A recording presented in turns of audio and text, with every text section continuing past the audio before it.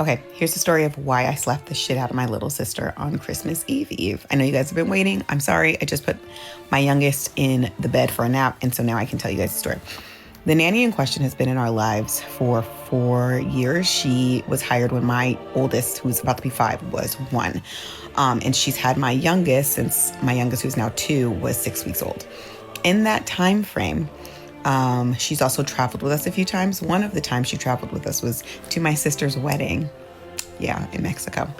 In 2024, my sister, unfortunately, separated from her wife.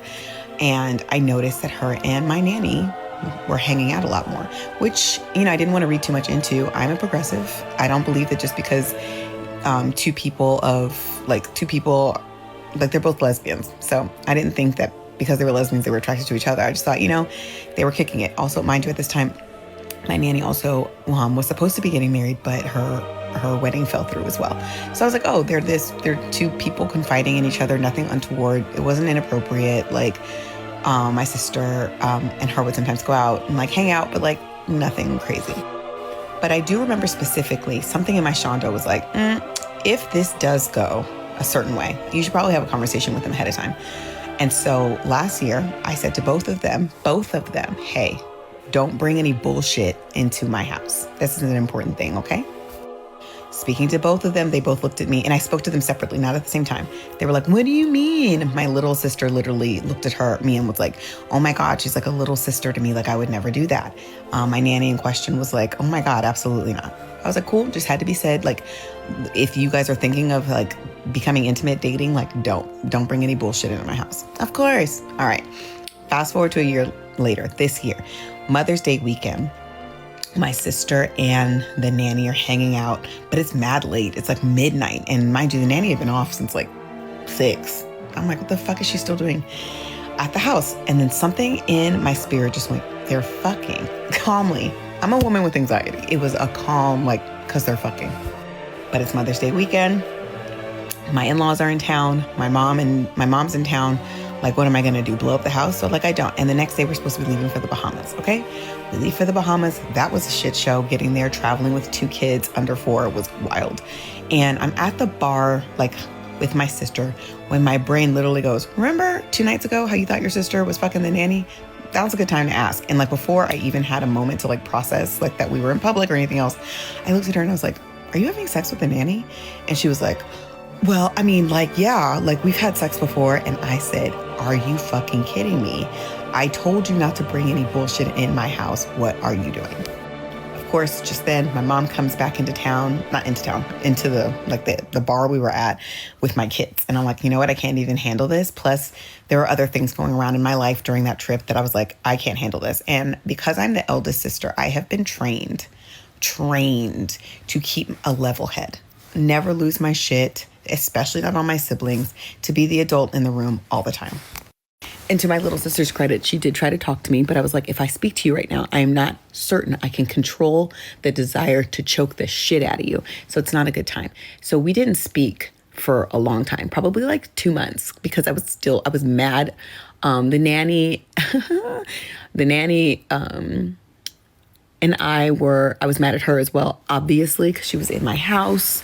From my knowledge, the incidences where they were intimate did not happen in my house, but whatever.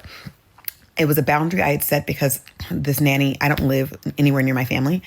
And this nanny is the only support system I have outside of my family who lives in Los Angeles. I live in Atlanta, and I didn't want anything tinkering with that support system. Some more background that's probably important I should have said earlier is that this is actually year 3 of me being in remission from breast cancer. And that is important to this story because there also aren't very many people I trust with my children.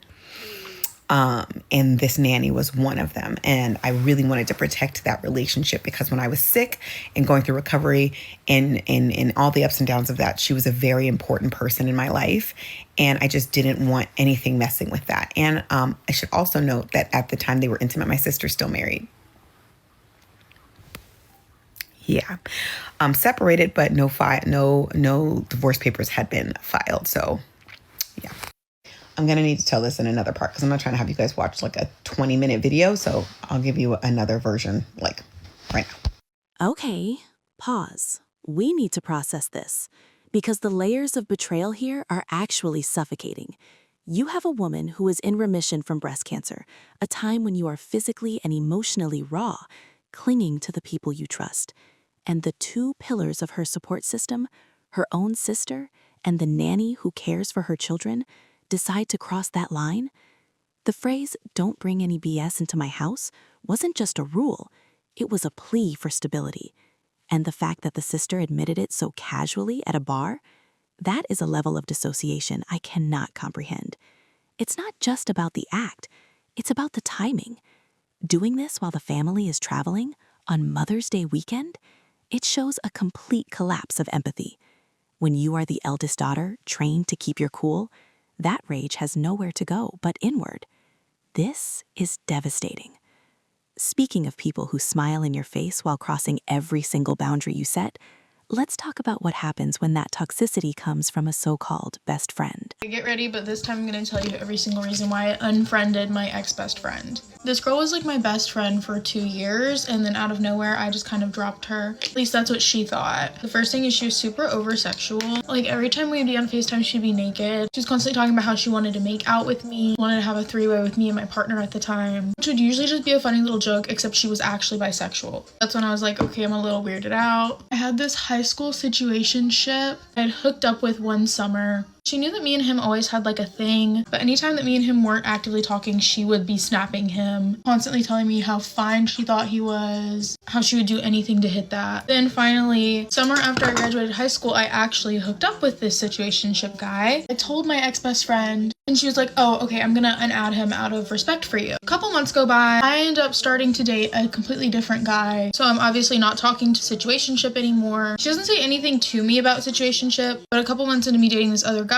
the situationship randomly appears on her phone again. Like, I get it, we're not talking, but if you unadded him out of respect for me, isn't it direct disrespect for you to start talking to him again? Anyway, so I break up with the guy I was dating at the time, immediately go back to situationship, because that's what situationships do. We talk for a little while, then I started talking to the guy who became my most recent ex-boyfriend. Me and this new guy weren't dating yet, we were just talking, and I had kind of dropped off the situationship. And I go with my ex-best friend to get her pierced. I wake up the next day to a text from her being like, don't be mad, I have to tell you something, but like promise you won't be mad. I was like, what is it, girl? She says, oh, well, I told situationship I got my pierced and he asked to see, so I sent him a picture. I'm like, okay, now we're sending nudies to guys that I've hooked up with that you know I'm still keeping the door open for? Okay. Mind you, this is the same girl who another girl in our kind of mutual friend circle tried to unfriend her one time. And this girl talked the most crap about the girl who unfriended her. And how she was like a spoiled bitch and how she hated her and she was a brat and fat and ugly. So at this point, with like all the combined things that she did, I kind of knew like, okay, this is not the type of person that I want to be friends with. I obviously can't just tell her, hey, I don't want to be your friend anymore. Because with the type of person she is, I knew she'd blow it up. It would become really awkward for all of our mutual friends. I would get my name thrown through the mud. I'm like, okay, I'm just gonna let this fizzle out, grow apart, so that it can be as mature and easy as possible. Fast forward a couple months, I text her to invite her to my birthday party. She's like, oh, well, my birthday thing is in like 2 weeks. And I just hearted the message because I was like, does that mean she wants me to come? Like, I didn't get an invite. The next week, it's about to be like my birthday party, so I go to chat her on Snapchat to see if she's coming. Find out I'm blocked on Snapchat. I go to message her on Instagram. I'm blocked on Instagram. Then I go to text her. My number's blocked. So I decide, you know what? If we're being messy like that, like, let's be messy. I run into a girl that's one of our mutual friends from high school at a restaurant. She brings up the situation. She's like, oh yeah, what happened between you and so-and-so? And I'm like, you know what? Since I'm blocked, let me tell you the actual story. Told her every single thing this girl did to me, every single way she behaved. Of course, that girl went and told my ex-best friend what I was saying about her. So my ex-best friend texts me immediately. You fake ass bitch, keep my name out of your fucking mouth. I never did anything to you. You're running around spreading lies about me. Big long message of just her basically yelling in my face. Message back, I'm like, hey, it's really good to hear from you. I just want to start by saying, like, sending pictures of your to a guy that I hooked up with last summer is nudes. Flirting with my new boyfriend, saying that you like his muscles and you want to have a three-way with us, is flirting. It's like, that's kind of non-negotiable, and I just don't want that in a friend. And considering what happened with our other mutual friend that you didn't talk to for a while, how you handled that and how messy it was, I didn't want that to happen between us. I just wanted to peacefully drift apart. Again, it was, keep my name out of your mouth. Like, if that's how you felt, you should have said it to my face. I was like, girl, I don't think you understand the drama that would have ensued if I would have said it to your face. She probably would have came to my house and tried to physically fight me. I was like, trust, I'm doing what's best for all parties here. Again, I was like, I understand that you feel that way, but like, I just need to get that I don't appreciate that you've done this, and I've just decided that you're not the type of person I want to be friends with. Anyways, all of this to say, she got really drunk last weekend and called me 15 times. 15 times from her number, 4 times from an anonymous number, FaceTimed me 8 times, texted me paragraphs saying, I really miss you, like, I'm really sorry that you thought I did all those things. I'm really sorry that you feel that way about me, but like, I want to be your friend. I was like, babe, I don't want to be your friend. Not after the way you acted. Tell me if I'm in the wrong though. Love you, bye. This is the classic slow fade versus the explosive confrontation. And honestly, I'm with her on this one. When you have a friend who is overly sexual with you, disrespects your partner, and then slides into the DMs of guys you've hooked up with, that's not a friend. That's a fan who wants your life. The red flag was waving when she unadded the guy out of respect, but then miraculously re-added him the second there was an opening. That is calculated. And notice the pattern. When she got blocked, she didn't reflect. She exploded. She called 15 times. That desperate need for control, that keep my name out of your mouth energy while begging to be friends again, it proves that cutting her off quietly was the safest option. Sometimes ghosting is self-defense. But at least with a best friend, you know them. What do you do when a complete stranger walks into your place of business and decides she wants your man, and maybe a tattoo on her? Well, let's see. I'm a nail tech. I've been a nail tech for 3 years, and this is a story time about a girl who wanted my man so bad it got her banned. Okay, so boom. So this girl started out being a really nice girl. She would slide up on all my Snapchat stories and let me know that each set was just so cute and blah, blah, blah. And she kind of wanted to become like friends, you know? So we had developed this kind of relationship where it was like friends. We call each other Pookie, hey girl, whatever, you know? And then eventually she books her first appointment with me.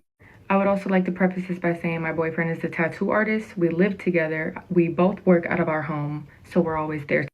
So she comes to her first appointment and everything is cool, kosher, whatever. We're talking, we're having a good time, we're laughing, we're chatting it up, everything's going good. She then asks if she can use my bathroom. Normal, right? Yeah, so I walk her to the bathroom, I show her where it is, she uses the bathroom, I wait kind of outside the bathroom, like in our kitchen, like I wait there for her, whatever. Now where our bathroom is, it's right next to my boyfriend's tattoo artist room. His tattoo studio is right there. And the kitchen is also in the same little vicinity. So it's literally like kitchen, tattoo studio, bathroom. It's all right here. So it's all right there, okay? She asks me if I can grab a tampon out of her purse in my nail room. I'm like, okay, cool. So I go in there, I grab her purse, and I'm like going through it. I'm like fishing through this purse, and there's no tampon in there. And I'm literally fishing through, but she has this really big like tote purse with hella pockets.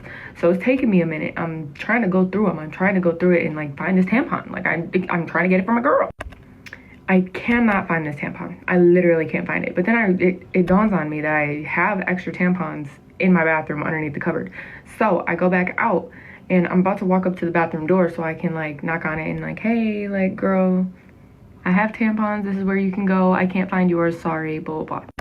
I approached the bathroom door when I realized I don't hear anything. I don't even hear anyone existing in there right now. I turn to my left. Why is she in my boyfriend's tattoo room? It's like the door is cracked, right? And so I kind of open it a little bit. She's in there looking around in his tattoo room. This is her first appointment with me, by the way, and she's never booked with my boyfriend. I don't even think she followed him on Instagram at this point. I'm like, hey girl, you good? She's like, oh yeah, I just saw the LED lights in here. I thought it looked cool. Sorry, I just wanted to look around. You're a little too comfortable for me. First thing. I'm like, okay, well, I couldn't find your tampon, so you can grab some, blah, blah, blah, whatever. She's like, okay, cool, thank you so much, blah, blah, blah, whatever. So then she finishes using the bathroom, she comes out, and we go back to doing her nails. She then wants to talk about my boyfriend. Okay, she leads into it by mentioning my tattoos. Now, I have a lot of tattoos. You can't see them right now, but I have them all over my arms, so she could see it. I was wearing a short sleeve shirt. She's like, did your boyfriend do all of those? How long has your boyfriend been doing tattoos? How much does your boyfriend charge? Blah, blah, blah. You know, it seemed like regular questions at first. Then she starts asking, how long have we been together? How long have we been living together? Do we have any kids? Then she's like, I don't see a ring on your finger, girl. I said, yeah, well, I'm 20. And she's like, oh, well, if you're doing wifely duties for him, then he should totally wife you up and blah, blah, blah. Like, why doesn't he want to get married? I was like, girl, like, it's in the plans, but I'm 20. I don't want to be 20 and married, like, you know? Then she starts asking really weird personal questions about, like, my boyfriend and I's intimate life. And obviously I'm not really answering them. I'm just like laughing or, you know, trying to deflect. I tried to change the conversation a few times and she kept reverting back to asking really personal, kind of weird questions. She then asks me the size. What you're thinking about? Yes, she's asking the size. I'm like, I don't know, girl. I never pulled out a tape measure. Like, what do you want from me? And she's like laughing and giggling, trying to like, I don't know, change the vibe. And at this point, I'm uncomfortable. I don't really want to talk anymore. I'm trying to just finish her design, trying to get her out of my chair because I'm not comfortable anymore. She then asks me if I like girls.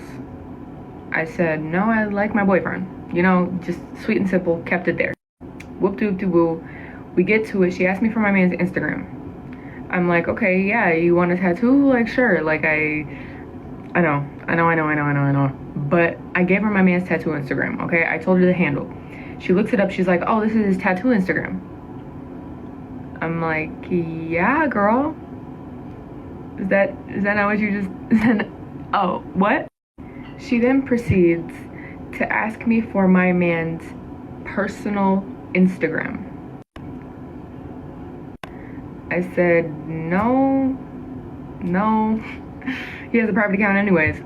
Like, no, I'm not giving. Why? Why? She says, oh no, girl, it's not like that, blah, blah, blah. I just wanted to, you know, I like you, so I wanted to like support both you guys. Clearly, she's just making shit up because she wanted my man's Instagram. You don't need my man's Instagram. I'm sorry, girl, you don't need that. So she drops it. She sees I'm clearly not gonna give her my man's Instagram. It's starting to get a little awkward, so boom, we finish the appointment. She pays me. She doesn't tip, but, you know, it is what it is. It's not normal for me to not get a tip, okay? It happens. So then she tags me on Instagram on her story. She posts her nails, blah, blah, blah, cute, whatever. Okay, so boom, everything's normal. The appointment's over. I'm not thinking about it anymore. 2 days later, after she posted her nails, tagged me, blah, blah, blah, she's like, hey girl, I just wanted to text and ask if I could get your man's tattoo Instagram again, because last time I asked for his personal, but like I want to get a tattoo, so blah, blah, blah. I'm like, yeah, here's his tattoo Instagram. Let me know, like, if you end up booking. She's like, okay, thank you so much, girl. I really appreciate it, blah, blah, blah, whatever. Tell me why my boyfriend then shows me his phone, because we're in bed at this point. We're in bed next to each other. He shows me his phone and he's like, is this your client? Sure as shit, it's this girl who just followed his tattoo Instagram. She now requests to message him, and she's like, hey, I'm a client of Charlie's, like, I know you did her tattoos, I really like them, and I was wondering if you could do this tattoo for me and how much it would cost, blah, blah, blah. Now, in Instagram message requests, you can't see a picture until you accept the request. So he accepts the message request and taps on the picture. What do you think the tattoo was? What do you think it was? I'll give you one guess. It was a literal ass cheek tattoo. A literal ass cheek tattoo. He's like, hey, I don't really feel comfortable doing that tattoo, but if you wanted it like on your hip or something like that, then blah, blah. I would also like to say, I do not care if he does tattoos like that. I trust my boyfriend. I know he takes his work seriously. I wouldn't expect him to do anything disrespectful to me or to our relationship. It was him personally who did not feel comfortable doing this tattoo. She's like, oh, okay, I'm sorry, blah, blah, blah. I'm fine with getting it on my hip instead. At this point, she does not know that I know she's texting him. She does not know that I'm there reading the conversations. She then asks him for his personal Instagram.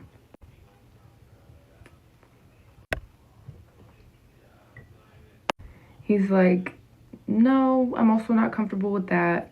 I'm good. She's like, no, like, it's not weird. Like, I'm cool with Charlie. Like, I bet she wouldn't even have a problem if we smoked together during my tattoo appointment. The tattoo appointment that's not booked with a man that you don't know. And you've only met me once. Long story short, I end up texting this girl and tell her that I'm not comfortable taking her as a client anymore. I think what she's doing, messaging my boyfriend and asking me so many questions about him and our relationship is inappropriate.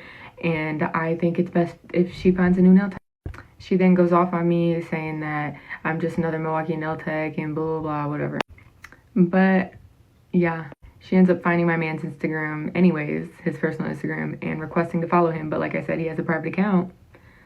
So decline. I want to post her name and see if she's done this to any other service providers, but I doubt it, to be honest. Ain't no way you're that bold multiple times. Sorry this video is so long, but I wanted to get as many details in there as possible. But yeah, end of story time. Let me know if y'all want any more, because I do have a girl who almost OD'd in my chair and made me want to get Narcan. I had a girl who stole $100 from me and then paid me with it. I did do a story time on that one already, but I could do another one if y'all wanted. I also had a girl who tried to trade for nails and a bunch of other stories. So if y'all want some more, let me know. The audacity, the absolute audacity.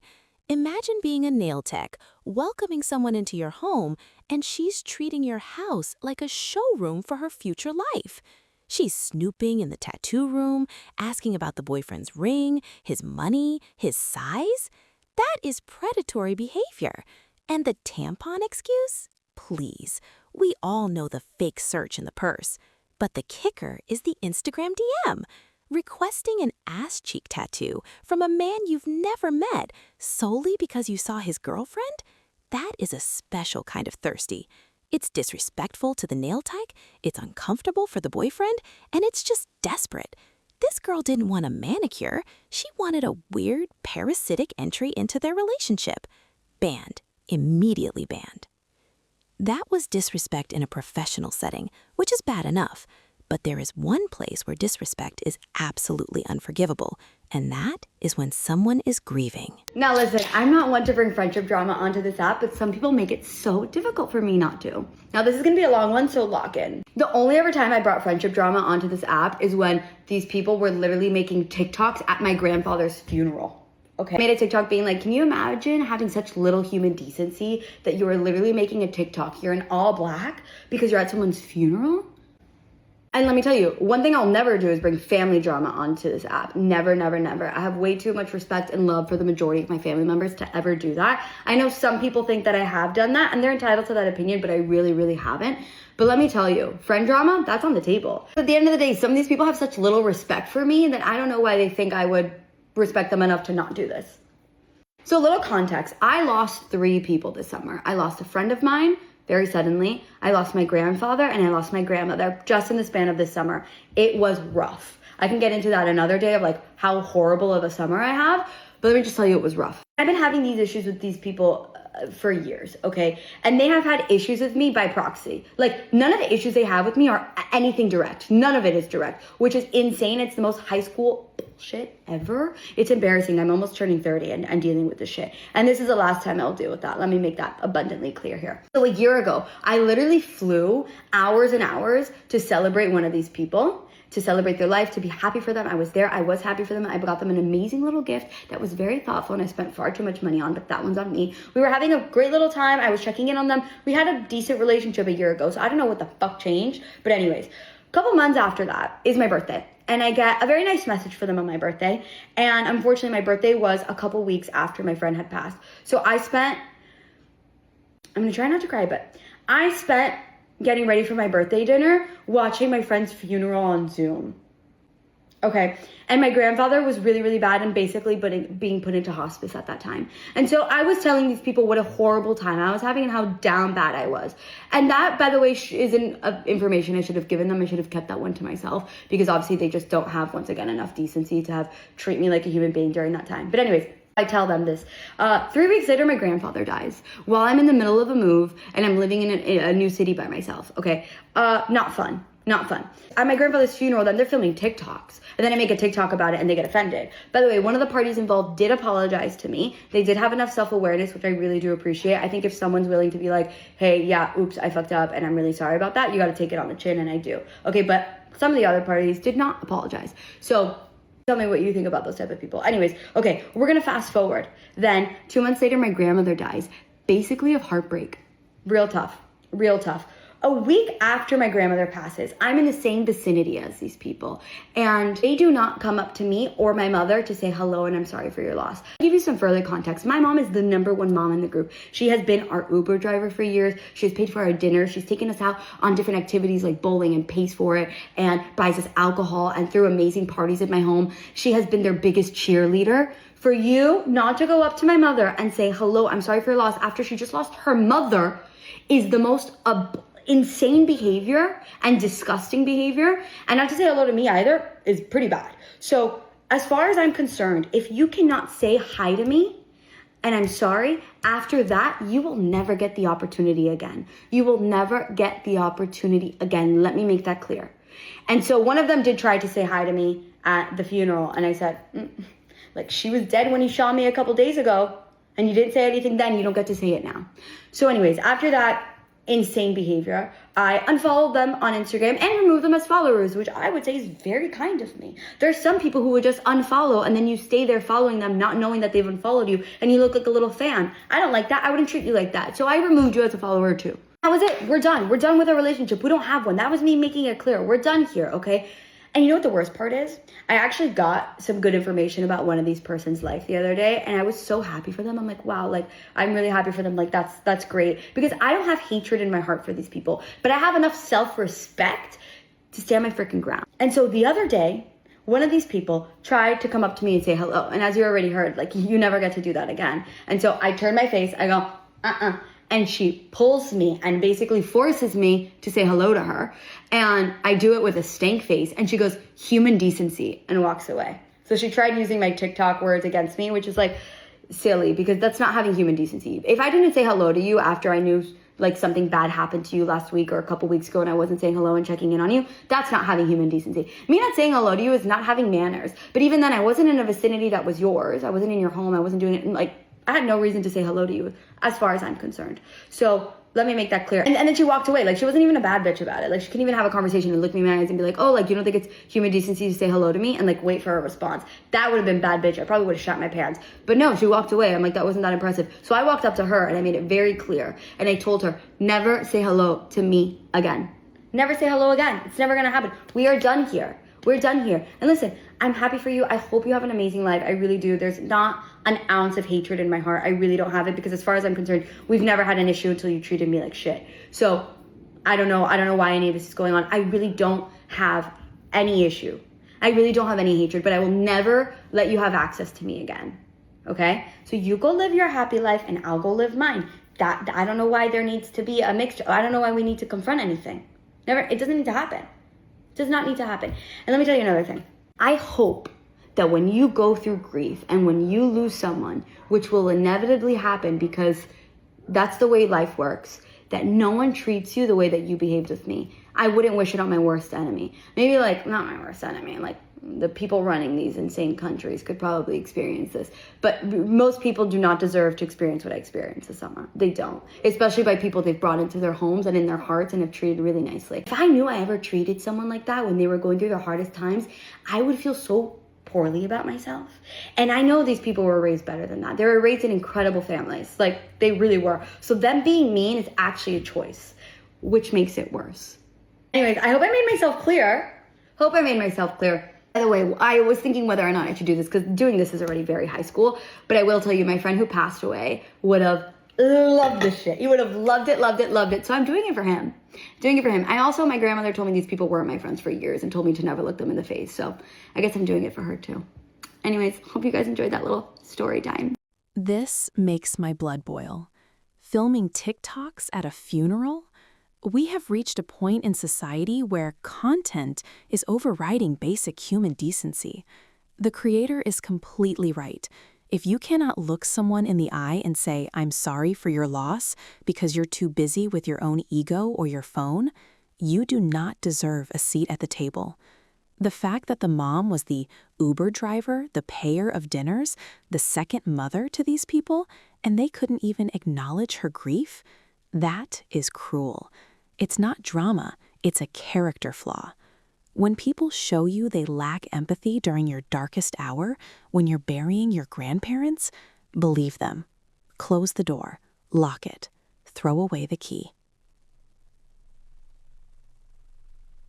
We've been talking about secrets and lies in relationships, but sometimes the things that are hidden aren't just personal. Sometimes they are historical. This next story takes a sharp left turn into the unknown. Siblings named Kaylin and Kyle messaged and said that they believe their uncle was working on a manuscript or an academic research paper about the truth about giants, but then that manuscript was stolen from his estate before they could get a hold of it. So what happened was their uncle passes away. He was their dad's only brother, and they were the last living relatives. Their uncle had no family of his own. Their own dad has sadly passed away years earlier, but there was like a 10-year age gap between him and his older brother, their uncle. So their dad wasn't really close with him, and they weren't really close with him. Like, they had met him when they were little, but didn't really have any kind of relationship. What their dad had ever really told them about their uncle was that he was an academic, he was heavily invested in his work, that he traveled all the time, and that's why he wasn't really around, and that he cared about the past too much. Dad had basically just said that he didn't really prioritize anything besides his work, which, fine, that's his prerogative.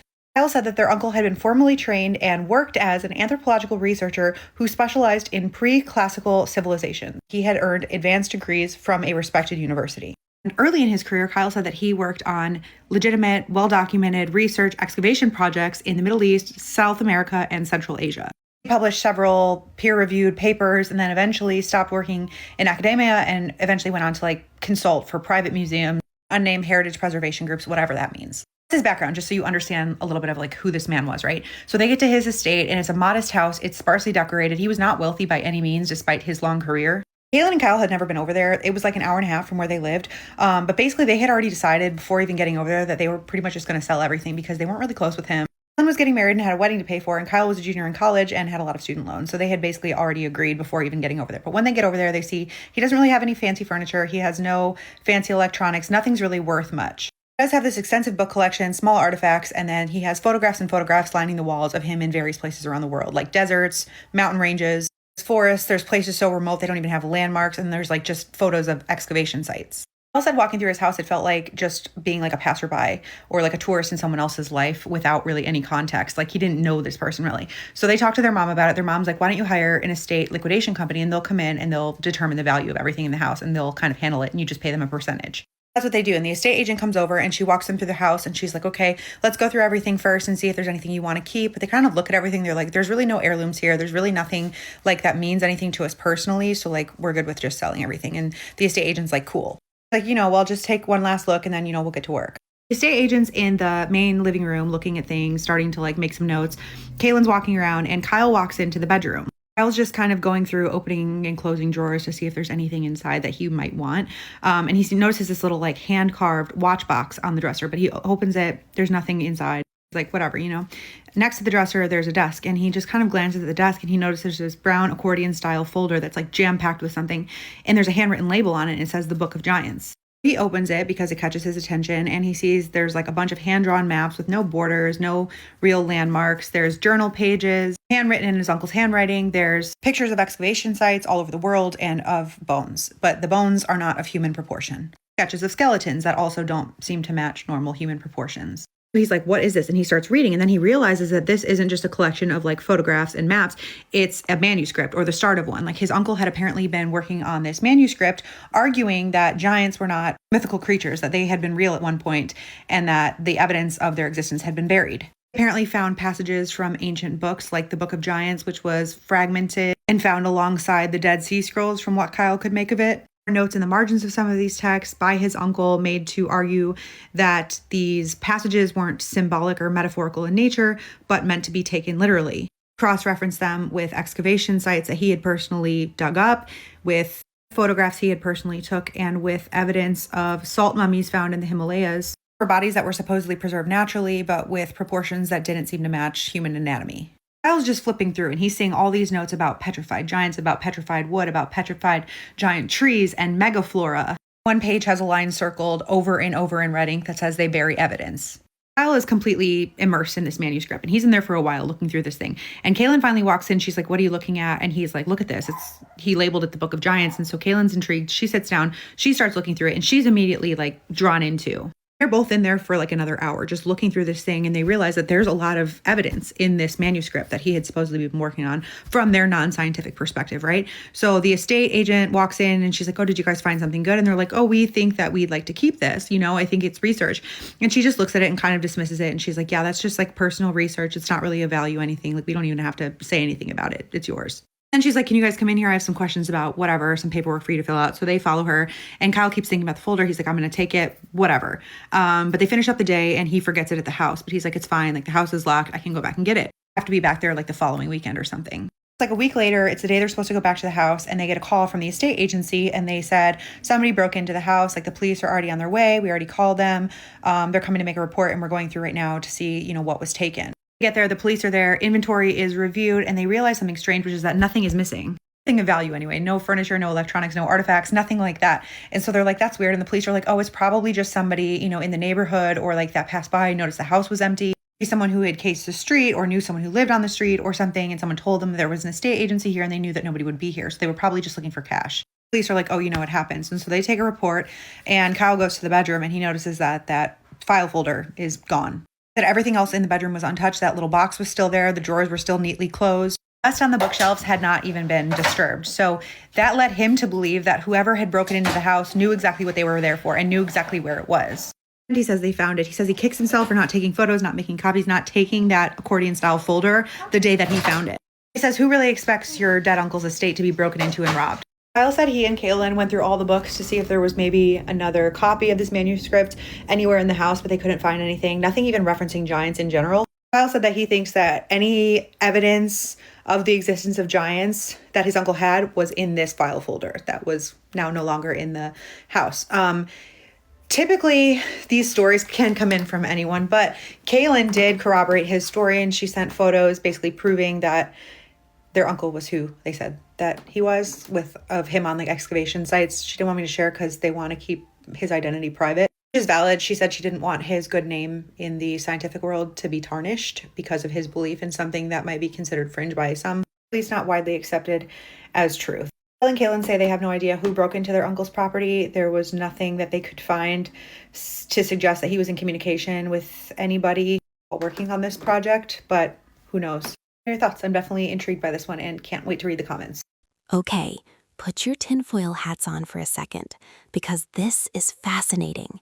A reclusive uncle, a respected academic, who suddenly drops off the map to study giants? The detail that gets me is the break-in. If this was just the ramblings of an old man, why was only the manuscript taken? No cash, no electronics, just the Book of Giants. It feels like something out of an Indiana Jones movie. Whether you believe in giants or not, the idea that evidence is being buried or that there are things in our history that don't fit the narrative is compelling. It makes you wonder what he found in those deserts that scared someone enough to steal it. It's a different kind of betrayal, the theft of knowledge. From a mystery that might never be solved to a mystery that was completely manufactured for $500. Let's lighten the mood with some witchy justice. So the funniest shit happened. Because I convince men that I'm a witch for like a hobby and I give them like shitty prophecies, and I've been posting on my TikTok like all of those stories, I got hit up. So I get a DM from this like middle-aged woman basically saying like, hey, I love how you trick men into thinking you're a witch and giving them like shitty prophecies. My ex cheated on me and I would love if you could like trick him into thinking you're a witch and giving him a shitty prophecy. I'll pay you. What? You'll pay me? And she saw, because in my bio it says that I live in SoCal. She's like, I live in LA. Okay, first of all, I'm intrigued. Even if this is fake, I'm intrigued, right? It wasn't fake, but let me tell you. So I was like, okay, like, yeah, like, how much would you pay me? She's like, I'll give you $500. You'll give me, I do this shit for free. I do this shit for shits and gigs. Okay, you're gonna give me $500? Yeah, I'll fucking drive up to LA and convince your man, not your man anymore. Anyways, so I said, all right, deal, right? So I say, what is it that you want me to do? Like, what do you want me to convince him? And she's like, I hate the girl he cheated on me with.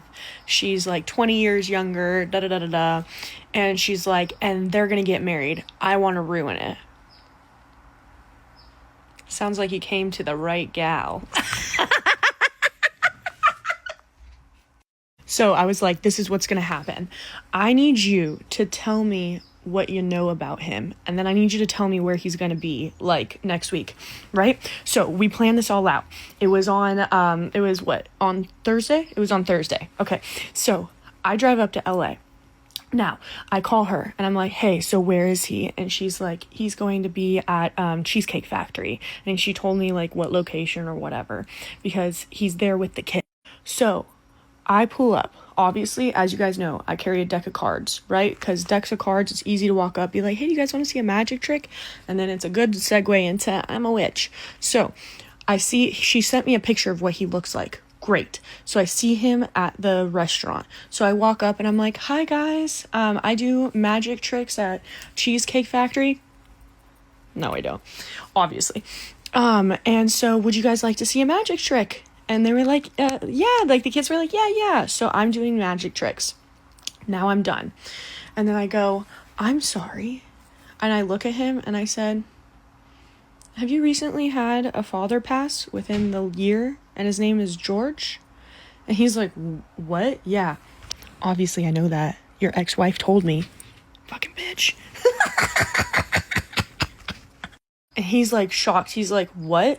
I'm like, I'm kind of a witch. And I know that's like a weird thing to say and stuff. But anyways, I can like, read. And I just want to let you know he's here with you right now. And he's disappointed in you. And he's like, what?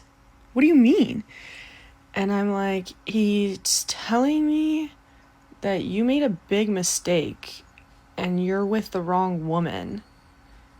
He's telling me that the woman you're choosing is not the right woman and that you're never going to be happy with her and that she's going to ruin you and steal all of your money. I don't know what that means. I don't know. I feel really weird. I feel really uncomfortable. I feel like I need to leave. He's like, wait. No. Stop. Come here. Come back. And I'm like, I don't know. I feel very uncomfortable. And then his kids are like, wait, what's going on? Right? And I'm over here like, oh my God, I'm recording all of this. I'm recording all of it because I have to send it to this girl. $500 well spent, baby. Right? She needs to make sure that shit works. Anyways. So now he's like, no, I need more information and stuff. And I'm like, what more would you like from me? And he's like, what is my father's middle name? And here's the thing, bitch. Your ex-wife prepped me. So I was like, Thomas? He's like, oh my God. And he said, I can't, I'm choosing the wrong woman. And woman? And I was like, yeah. And he's like, fuck. Okay, thank you. And I was like, yeah, I'm gonna go. And he instantly pulls out his phone and then starts calling that bitch. And I know he's calling her because I saw her name on his phone because I know the fucking name. anyways, okay, so it's been a few days, and the girl that paid me, right, she gave me a call the other day, she's like, or today, and she's like, thank you so much, it all worked out. I'm like, you're not gonna get back with him though, right? She's like, no, but he also ruined it with that girl. So you know what? Some people tell me, like, that I'm low-key, like, a trickster, like, witch or whatever, but I just want to say, you know what, I'm out here, like, saving women's lives, okay? Like, are you kidding me? I love being a woman. Oh my god, that shit is so fire. This is the level of petty I aspire to. I do magic tricks at the Cheesecake Factory. I cannot. The brilliance here isn't just the scam, it's using the cheater's own guilt against him. She walked up with a deck of cards and absolutely dismantled this man's life by channeling his dead father. And notice how quickly he folded? What's his middle name? Thomas. Boom. He was so ready to believe he was cursed because deep down he knew he was doing something wrong. It's psychological warfare, and for $500, that ex-wife got a bargain. Sometimes you have to fight fire with, well, fake sorcery. That guy got caught because he was gullible, but usually you catch a cheater not because of magic, but because of that nagging feeling in your gut. Hey y'all, this is a story time on how I found out I got cheated on my birthday yesterday. So first and foremost, I want to start with the fact that literally like all of these signs were there. He was very irritable over small stuff. Like he got mad at me for fries or like me wanting to take pictures and not posting them. I was like wasting his time. Like he was literally getting mad at me over the smallest of things, but like never at any point was I like, oh, like cheating. Like, no, I was just like, okay, like he's just in a rough place. No, he was cheating. So I go on my account that I use to like, you know, crop my photos just perfectly to post on my actual Instagram. I know it's extra, but yeah. And I see his account pop up, like his private account. He's one of those people that are like really loud about being private. And it's like, obviously not considering the fact he's doing all this, but I go on the account and it has 3 followers instead of the usual 1 follower that it has. And I'm like, who's this girl? Because I see a girl on there and it's her spam and her main account. So I'm like, who the heck is this? So immediately I text him, I'm like, who is Kim? Like there is no way that what I'm thinking is the correct answer. Like, sorry about the smoke alarm, but I'm like, there's no way what I'm thinking is the correct answer. And you don't have a job or any money and you're trying to have 2 girlfriends. So there's no way what I'm thinking is the correct answer. And so I call him. Your call has been forwarded to voicemail. Call him again. Your call has been forwarded to voicemail. I go on the account. He's removed her on both accounts, on his Instagram and his TikTok. And now the TikTok is public. And I'm like, you're being weird. If you would have done that, you probably would have got away with it. But I'm like, this is odd. So I call again after seeing that. And he's, hello, like trying to act like he's asleep, which mind you, I didn't believe it because I literally just watched him remove this girl from her stuff. But like normally he sleeps until like the middle of the day anyway. So he's literally trying to fake like he's asleep. He's like, hello. And I'm like, who's Kim? I get straight to it. And he's like, she's just this girl that I'm cool with from TikTok. Like I've been cool with her for a while. It's nothing like that. No, we're just cool. There's nothing going on. And I'm like, I literally just watched you remove this girl's accounts after I asked you about it. This weird. And he's like, why does it feel like I'm being stalked right now? And so with him being like, why does it feel like I'm being stalked right now? I'm like, oh, like I'm kind of being a little crazy. Like, no, you're not being crazy. You got the nail on the head, baby, nail on the head. So then I'm telling my friend, I'm like, I have to text this girl. And she's like, Queen, wait, like, no, because I know I don't believe in like really reaching out to women over men, but I'm like, he is not going to tell me the truth. And she's like, you know what, Queen, like reach out. So I reach out. I literally jumped through hoops to get a hold of this girl because like I had to go find this account, then this account wasn't working out. I gotta go find this account. Like I was determined. So I reach out and I'm like, hey, like, this is really awkward. I'm so sorry in advance about this. Like, I really hate to do this. I'm reaching out respectfully, you know, all that jazz. And I'm like, are you talking to or involved with my ex by any chance? And she's like, hey, like, may I, you know, understand, like, why you might be asking? Is there something I should know? And I'm like, you know, like, there's nothing like you really should know. Like, we've just been really on and off. And I'm just trying to reach out to see if, like, he's being transparent about the situation. And she's like, you know, like, what exactly did he say about the situation? And I'm like, you know, like, that y'all are just friends, like, y'all made off TikTok and blah, blah, blah. He said we weren't really talking like that.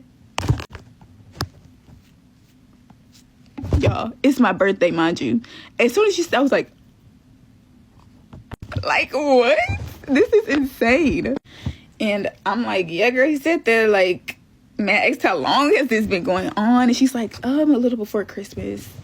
Now, mind you, this can't be the same Christmas he was begging me back during, talking about marriage and we can work it out and blah, blah, blah, blah. Like, that Christmas, the Christmas where he literally was like, oh, I'm going to go get you a gift. Like, I got to go get you a gift right now. That Christmas. And we had broken up, like, a little before then. And then, like, he literally begged for me back. So it's like, oh, like, you did all of that while you were talking to this girl. Like, you literally could have just, like, left us, like, broken up. Like, there would have been no bad blood. None. And so in that moment, all I could say was like, oh, wow. And then she's like, we share locations and everything. Like, and she was like, oh, I reached out to him and showed him. Hold on. I did ask him. He was like, yeah, we talked for like off and on for a year. And we made it clear that we couldn't do it anymore. And all this other shit. So I was like, something's not fucking added up. Talked? Like, we had been together for over a year. Like, I was just with him and his kid last weekend. Like, talked? And, like, at this point, we are broken up. I'm like, girl, like, it wasn't no talking. Like, we have literally been telling each other that we love each other for the past few days. Like, he wished me happy birthday last night. Like, I was at his house playing with his kid. Like, he's talking to me about marriage literally a few days after he started talking to you. Like, this is blowing me.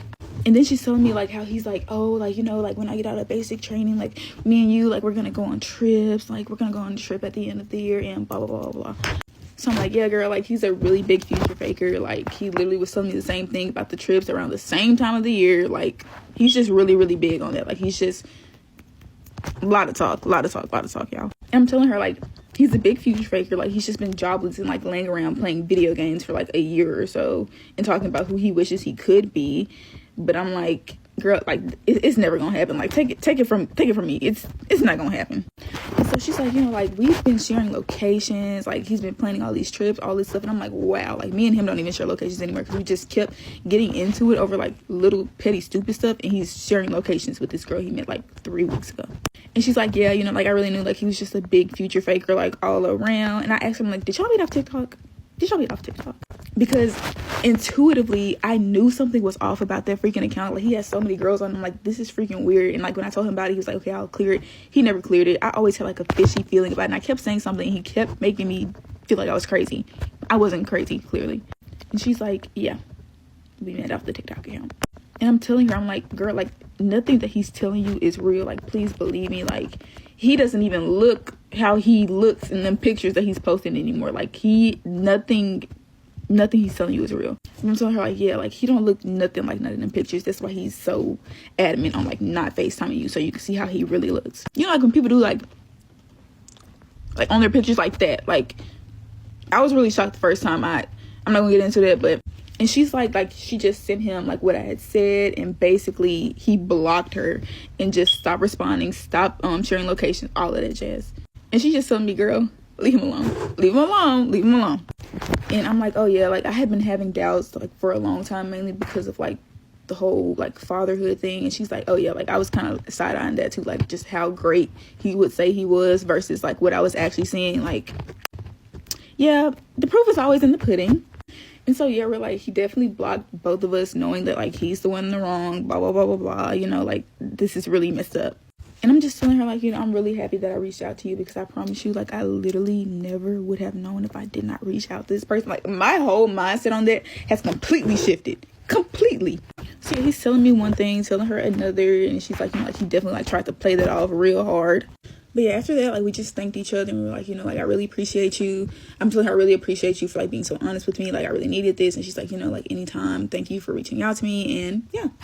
Overall, I think my entire takeaway from this experience has just been to always, like, listen to my gut and know that I'm not just crazy and making stuff up all the time.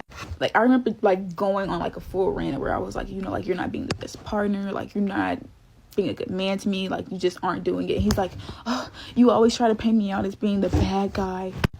He was, in fact, being the bad guy. And it's just, like, little stuff that, like, I noticed in the beginning. Like, it literally, like, all of that just kind of, like, came together right here. And it's literally so insane because it's, like, throughout the whole thing, I just kept telling myself, you know, like, it's okay. Like, maybe you're just overreacting to it. I was not overreacting. He was just making me feel like I was freaking crazy. And the whole time I was right. But, yeah, my advice is, if if he is not happy with where he is in life, baby, please leave him alone, because he is going to hate you. He's going to hate everything about him in that moment. Like, just leave him. Just leave him be. Like, yes, leave them at their worst. Can't confirm. But yeah, I did not get an apology over this. Probably never will, which that's fine. I did say some really, really nasty things to him that I am very, very proud of. And I've never heard myself talk like that. And it's just like every time I reread it, I just start smiling. So I'm like, oh, like this is you like owning up like the fact that you were not crazy. Like he literally was trying to make it seem like you were crazy. Like, look at you go.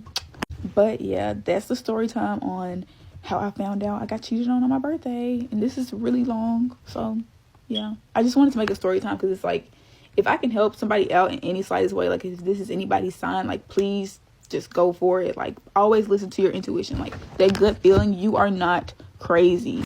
And constantly having to ask for signs is a sign. And I know that every time I asked for a sign, I literally got the answer and I still just kept, But yeah, lesson learned. Why does it feel like I'm being stalked right now? No, sir. You are being held accountable. There is a huge difference. This story is the perfect example of gaslighting. He made her feel crazy for noticing the follower count change, for noticing the spam account. But she wasn't crazy. She was observant. The future faking, promising trips, marriage, dreams, while he has no job and is talking to another girl, that is textbook manipulation. I love that she reached out to the other girl respectfully and they compared notes. The proof is in the pudding. Ladies, gentlemen, everyone, if you have to ask for a sign, the asking is the sign. Your intuition is smarter than you are. Trust it. When you step back and look at this tapestry of stories, a very disturbing picture starts to form about the modern condition of trust. We started with the woman asking her sister simply not to bring chaos into her house, and ended with the woman realizing her intuition was the only honest thing in her relationship. The common thread here isn't just people are bad, but rather that we are living in an era where the unspoken contracts of human decency are being shredded. Think about the situation with the nail tech. There used to be a social understanding that you don't walk into someone's home and proposition their partner. That boundary was invisible, but it was solid. Now, it feels like people treat real life like a comment section where they can say or do whatever they want without consequence. The girl asking for the ash cheek tattoo and the friends making TikToks at a funeral are symptoms of the same disease, main character syndrome. They are so the stars of their own movies that everyone else, the grieving granddaughter, the professional nail artist, is just an NPC, non-player character in their storyline. Their empathy is broken because they don't see other people as real. And this bleeds into how we handle conflict. Remember the ex-best friend video? The friend couldn't handle a quiet drifting apart.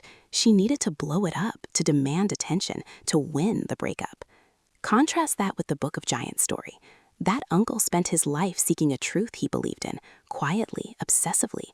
Whether he was right or wrong, there is a dignity in that pursuit that is completely missing from the guy cheating on his girlfriend while promising her a future he can't afford. One is searching for meaning. The other is manufacturing lies.